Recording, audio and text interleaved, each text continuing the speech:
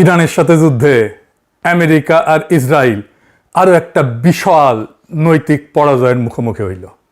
Iran পৃথিবীতে এক অনন্য উচ্চতায় পৌঁছায় গেল। আন্তর্জাতিক রাজনীতিতে ইরান জাতি হিসাবে এখন শুধু সামনেই অগ্রসর হবে, আর পিছাবে না।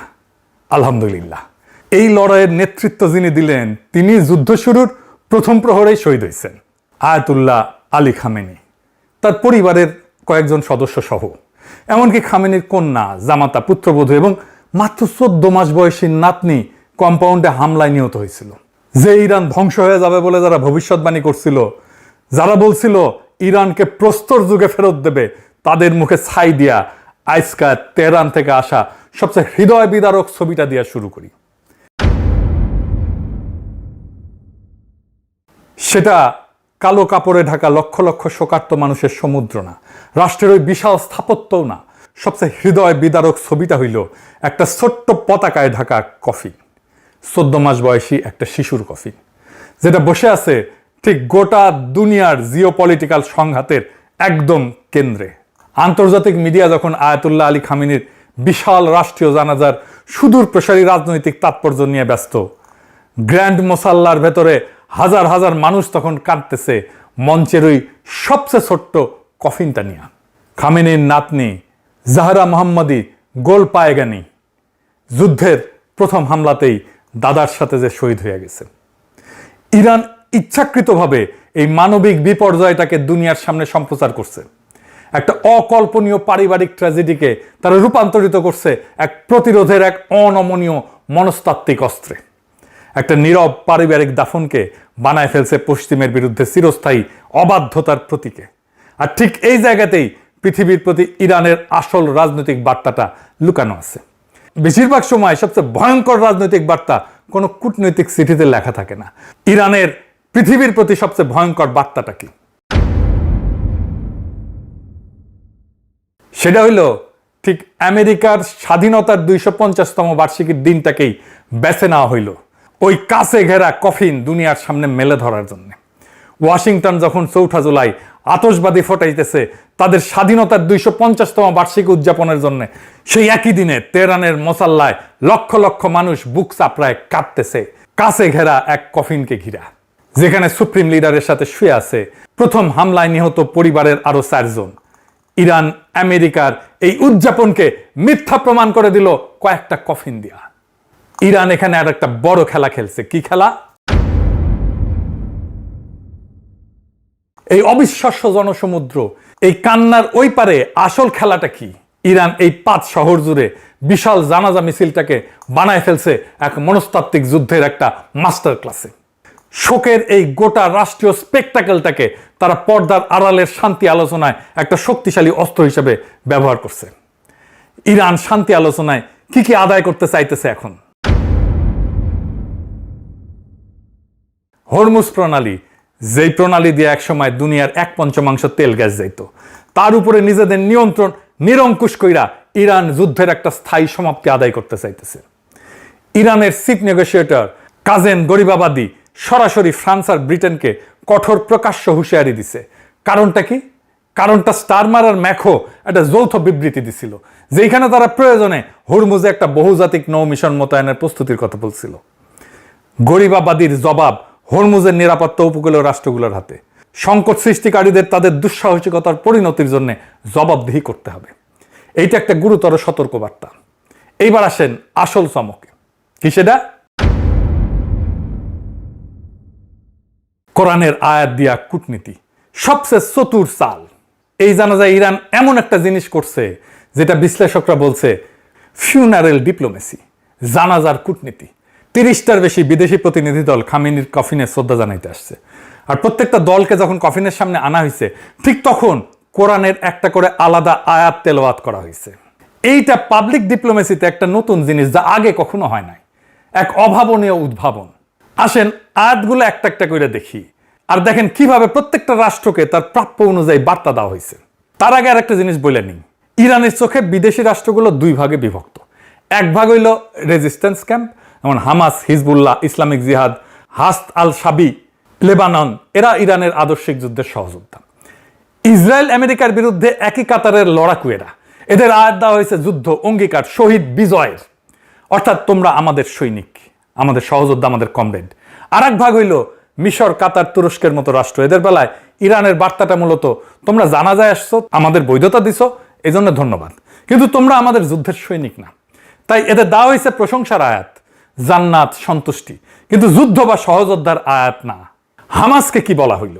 বাংলা হইতেছে মুমিনদের মধ্যে এমন কিছু মানুষ আছে যারা আল্লাহর সঙ্গে করা অঙ্গীকার সত্য প্রমাণ করছে। তাদের কেউ কেউ নিজেদের অঙ্গীকার পূর্ণ করছে, আর কেউ কেউ অপেক্ষায় আছে। তারা তাদের অঙ্গীকারে সামান্যতম পরিবর্তনও আনেনি। অর্থাৎ তোমরা কথা রাখছো, তোমরা আমাদের লোক। হিজবুল্লাহকে কি বলা হলো? বাংলা হইতেছে তোমরা দুর্বল হও না, দুঃখ করো না। যদি তোমরা সত্যিকারের মুমিন হও তবে তোমরাই বিজয়ী হবে। যদি তোমরা আঘাত পেয়ে থাকো, তারাও অনুরূপ আঘাত পাইছে। আমরা মানুষের মধ্যে পালাক্রমে বিজয় এবং পরাজয়ের দিন ঘুরায় দিই, আর আল্লাহ জালিমদের ভালোবাসেন না। নাসরুল্লাহর মৃত্যুর পরে ভেঙে পড়া হিজবুল্লাহকে সোজা সান্ত্বনা আর সাহস। ফিলিস্তিনি ইসলামিক জিহাদকে বলা হইল সূরা আল ফাতের আয়াত। বাংলা হইতেছে যাতে আল্লাহ তোমার অতীত এবং ভবিষ্যতের ত্রুটি ক্ষমা করেন এবং আল্লাহ তোমাকে এক মহাবিজয়ের সাহায্য দান করেন। সুস্পষ্ট বিজয়ের বার্তা। সিনকে দেওয়া হইল আর এক আয়াত। বাংলা হইতেছে আল্লাহ এটি করেছেন শুধু তোমাদের জন্য সুসংবাদ হিসাবে এবং তোমাদের হৃদয়কে আশ্বস্ত করার জন্য, আর বিজয় তো কেবল আল্লাহর পক্ষ থেকেই আসে। একটা ইতিবাচক বন্ধুত্বপূর্ণ আয়াত। ইরাকের হাসদ আল শাবি বা পিএমইউ বাহিনীকে বলা হলো যারা আল্লাহর পথে শহীদ হয়েছে তাদের মৃত বলো না, বরং তারা জীবিত, কিন্তু তোমরা তা উপলব্ধি করতে পারো না। শহীদে মৃত্যুর আয়াত। আর এবার সবচেয়ে আলোচিত এবং সবচেয়ে ধারালো আয়াতটা সৌদি আরবকে। যখন সৌদি প্রতিনিধি দল কফিনের সামনে আসলো তখন পড়া হলো সূরা আল ইমরানের 13 নম্বর আয়াত, বদর যুদ্ধের আয়াত। এডিটর সাহেব শোনান। قد كان لكم آية في فئتين التقتا فئة تقاتل في سبيل الله وأخرى كافرة يرونهم مثليهم رأي العين والله يؤيد بنصره من يشاء। নিশ্চয়ই তোমাদের জন্য শিক্ষা ছিল সেই দুই বাহিনীর মধ্যে যারা যুদ্ধে মুখোমুখি হয়েছিল। একদল আল্লাহর পথে যুদ্ধ করছিল আর অন্য দল ছিল অবিশ্বাসী। নিশ্চয়ই এতে অন্তর্দৃষ্টি সম্পন্ন মানুষের জন্য শিক্ষা রয়েছে। ভয়ঙ্কর খোঁচা। বদর যুদ্ধ যেখানে ছোট্ট একটা মুসলিম বাহিনী বিশাল শত্রুকে হারায় দিছিল, আর বদর হয়েছিল আজকে সৌদি আরবের মাটিতেই। সৌদি আরব যুদ্ধের সময় আমেরিকাকে নিজের ভূখণ্ড ব্যবহার করতে দিছিল, কিন্তু ইরান ছোট বাহিনী হয়েও বিজয় অর্জন করলো। বদর যুদ্ধের সাথে নিজেকে অ্যালাইন করলো ইরান। কাতারকে দেওয়া হইল ইসলামিক জিহাদের মতোই সেই আল ফাতার আয়াত, যাতে আল্লাহ তোমার অতীত ও ভবিষ্যতের ত্রুটি ক্ষমা করেন, আল্লাহ তোমাকে এক মহাবিজয়ের সাহায্য দান করেন। তবে কাতারের বেলায় এর মানে নরম, কারণ কাতার মধ্যস্থতাকারী। সমর্থনের জন্য ধন্যবাদ। তুরস্ককে বলা হইল আল্লাহ তাদের মর্যাদা বাড়িয়ে দিয়েছেন যারা নিজেদের সম্পদ এবং জীবন দিয়ে সংগ্রাম করে তাদের তুলনায় যারা ঘরে বসে থাকে। আঙ্কারা ঘরে বসে থেকে সতর্ক ভূমিকা নিয়েছিল, সেই দিকেই ইঙ্গিত দিছে ইরান। পাকিস্তানে দেওয়া হইল সূরা আল ইসারার আয়াত, হে আমার রব, আমাকে সম্মানের সঙ্গে প্রবেশ করান এবং সম্মানের সঙ্গে বের করে আনেন, আর আপনার পক্ষ থেকে আমাকে সহায়ক কর্তৃত্ব দান করেন। সততা আর বৈধ কর্তৃত্বের জন্য দোয়া, সহায়তার জন্য দোয়া। আর মিশরকে বলা হইল তাদের প্রতিদান তাদের রবের কাছে হবে চিরস্থায়ী জান্নাত, যার নিজ দিয়ে নদী প্রবাহিত। আল্লাহ তাদের প্রতি সন্তুষ্ট আর তারাও আল্লাহর প্রতি সন্তুষ্ট। খেয়াল করেন, হামাস হিজবুল্লাহকে যেমন যুদ্ধ আর সহযোদ্ধার আয়াত দেওয়া হইল, মিশরকে সেটা দেওয়া হইল না। বার্তাটা পরিষ্কার, তুমি আসছো ধন্যবাদ, তুমি বন্ধু, কিন্তু তুমি আমাদের যুদ্ধের সৈনিক না। দেখলেন তো, একটাও শব্দ আনুষ্ঠানিক বিবৃতিতে বলা হয়নি, অথচ পুরো একটা কূটনৈতিক বার্তা। কে বন্ধু, কে সন্দেহভাজন, কে বেঈমান, সব বলে দেওয়া হইল শুধু কোরআনের আয়াত দিয়া। এটা সাইকোলজিক্যাল ওয়ারফেয়ারের মাস্টার ক্লাস। আর কি হইল? নতুন নেতৃত্বের অভিষেক। এই জানাজা সপ্তাহ ইরানের জন্য শুধু একটা শোক না, এটা একটা বার্তা। নেতাকে শহীদ করা যায়, কিন্তু নেতৃত্বের ধারা থামানো যায় না। খামেনিকে শহীদ করার এক সপ্তাহের মধ্যে 8ই March assembly of experts Ayatollah Mustafa খামেনিকে নতুন সুপ্রিম লিডার নিযুক্ত করে। শত্রুপক্ষ ভাবছিল মাথা কাইটে ফেললে গোটা শরীর ভেঙে পড়বে, বিশৃঙ্খলা নামবে, ব্যবস্থা ধসে যাবে, কিন্তু হইল তার উল্টা। উত্তরাধিকারে তো মসৃণভাবে হাত বদল হইল যে বাইরের কেউ টেরি পাইল না। আর মোস্তফা এই জানাজায় উপস্থিত ছিলেন না। এই অনুপস্থিতিটাই এখানে শক্তির লক্ষণ। কিরকম?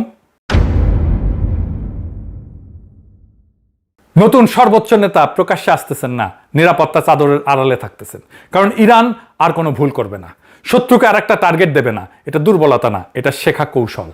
যে জাতি প্রথম হামলায় তার নেতাকে হারাইছে, সে জাতি এখন প্রত্যেকটা পদক্ষেপ হিসাব করে ফেলতেছে। আর এই জানাজার আসল শক্তি ব্যক্তিতে না, জনতায়। লক্ষ লক্ষ মানুষ, কোটি কোটি মানুষ যখন রাস্তায় নামে, 100-র বেশি দেশ যখন প্রতিনিধি পাঠায়, তখন সেটা প্রমাণ করে আমেরিকা ইসরায়েল যত ইরানকে এক ঘরে করতে চাক, ইরান এক ঘরে হয়নি। শোককে এখানে বদলে দেওয়া হয়েছে ঐক্যের এক বিশাল প্রদর্শনীতে। এটাই বিপ্লবের ধারাবাহিকতা। একজন নেতা মাটির নিচে যান, আর একজন উঠে দাঁড়ান, আর জনতা পেছনে অটল থাকে। এইবার আসি আমাদের নিজেদের কথায়। ইরানের এই বিজয়, যেটা আর একটা মহাকাব্য, এটা দূরের কোনো খবর না, এটা আমাদের জন্য একটা শিক্ষা। প্রথম শিক্ষা কি? প্রতীকী অস্ত্র। ইরান একটা কফিন, কয়েকটা আয়াত আর একটা তারিখ দিয়া গোটা দুনিয়াকে বার্তা দিয়ে দিল, একটাও গুলি না ছুঁয়া, একটা আনুষ্ঠানিক বিবৃতি ছাড়া। রাষ্ট্র চলে বন্দুকে যতটা, তার চেয়ে বেশি চলে গল্পে, ন্যারেটিভে। অথচ আমরা নিজেদের ন্যারেটিভটা, নিজেদের গল্পটা ঠিকমতো বলতে শিখিনি। আমরা জুলাইয়ের গল্পই বলতে শিখি নাই ঠিকমতো দুনিয়াকে। ইরান শোককেও কূটনীতিতে রূপান্তরিত করে ফেললো, আর আমরা নিজেদের বিজয়ের গল্প অন্যকে লিখতে দিয়ে দিই বা নিজেরা বলি না। দ্বিতীয় শিক্ষা কি? ভৌগোলিক ক্ষমতা যদি খেলতে জানো। ইরানের হাতে হুরমুজ আছে, কিন্তু আসল কথা এই না যে হুরমুজ আছে, আসল কথা ইরান জানে হুরমুজকে কিভাবে ক্যাশ করতে হয়, এনক্যাশ করতে হয়। ভূগোল সবার হাতেই থাকে, লিভারেজে রূপান্তর করতে জানে গুটি কয়েক রাষ্ট্র। আমাদের হাতে বঙ্গোপসাগর আছে, ইন্দো প্যাসিফিকের হৃৎপিণ্ড, যার উপর দিয়ে ইন্ডিয়া, চীন, আমেরিকা 3 পরাশক্তি চোখ গেড়ে বসে আছে। আর আমাদের ঘাড়ের ঠিক উপরে ঝুলতেছে শিলিগুড়ি করিডোর, সেই চিকেন নেক। দিল্লি এই চিকেন নেক নিয়ে রাতে ঘুমাইতে পারে না, আর আমরা এই কাঠটা হাতে নিয়ে বছরের বছর ঘুমাই আছি, আমরাই ঘুমাই আছি। ইন্ডিয়ার সাথে টেবিলে বসার সময় মেরুদণ্ড সোজা রাখতে পারতাম। তারা জানতো আমরা তার পথের মারায় যাওয়া গালিচা না, আমরাও একটা ফ্যাক্টর, আমাদেরকে গুনতে হবে। আমাদের হাতে চিকেন নেক আছে। আর আরেকটা জায়গায় ইরানের সবচেয়ে বড় শিক্ষা আছে, সেটা কি? স্বল্প বাজেটেও বড় শক্তিকে ভয় দেখানো যায়। ইরান দামি যুদ্ধ বিমান, রণতরী এর পিছনে ছোটেনি। সে বেছে নিছে সস্তা কিন্তু কামড়ে ধরার মতো অস্ত্র, দেশীয় মিসাইল, ড্রোন, উপকূলীয় প্রতিরক্ষা, আর ঢাল হিসেবে নিজের ভূগোল। প্রমাণ করছে একটা দুর্বল অর্থনীতি যদি বুদ্ধি করে খেলে, পরাশক্তিকে নাস্তানাবুদ করে দেওয়া যায়। ফ্যাসিবাদ উত্তর নতুন বাংলাদেশের জন্য এর মানে পরিষ্কার, একটা কার্যকর সামরিক ডেটারেন্ট আমাদের স্বল্প বাজেটেই সম্ভব। শুধু সঠিক জায়গায় বিনিয়োগ করতে হবে। উদ্দেশ্য যুদ্ধ বাঁধানো না, উদ্দেশ্য এইটুকু, বাংলাদেশকে হালকাভাবে নেওয়ার আগে যে কেউ যেন 2 বার ভাবে। আমাদের সামরিক ডক্ট্রিন আগা 5 তলা বদলায় ফেলতে হবে, যেন আমরা ইরানের মতো কার্যকর ডিটারেন্স গড়ে তুলতে পারি। ফ্যাসিবাদের ছাই থেকে জেগে ওঠা এই নতুন বাংলাদেশ যদি নিজের ভূগোল নিয়ে অন্ধ থাকে, কৌশল নিয়ে অন্ধ থাকে, শুধু বড় শক্তির করুণার উপরে নির্ভরশীল থেকে যায়, তাহলে স্বাধীনতাটা থেকে যাবে শুধু কাগজে, আর আমরা আজাদ হব না।